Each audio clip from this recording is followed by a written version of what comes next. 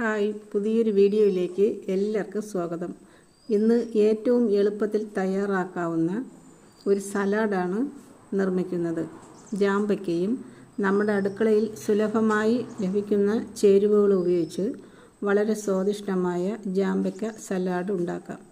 ആവശ്യമായ സാധനങ്ങൾ: ജാമ്പയ്ക്ക 20 എണ്ണം, സവാള 1 കഷ്ണം, എരിമുളക് 1, ഇഞ്ചി 1 കഷ്ണം, കറിവേപ്പില 2 തണ്ട്, ഉപ്പ് ആവശ്യത്തിന്. ജാമ്പയ്ക്ക കഴുകി വിത്തുകൾ കളഞ്ഞ് ചെറുതായി അരിഞ്ഞ് ഒരു പാത്രത്തിലെടുക്കുക.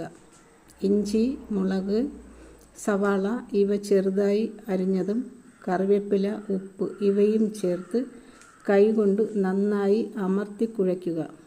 ഇങ്ങനെ ചെയ്യുമ്പോൾ ഉപ്പ്, മുളക്, സവാള, ഇഞ്ചി, കറിവേപ്പില എന്നിവയെല്ലാം ജാമ്പയ്ക്കയിൽ പിടിച്ചു കിട്ടും.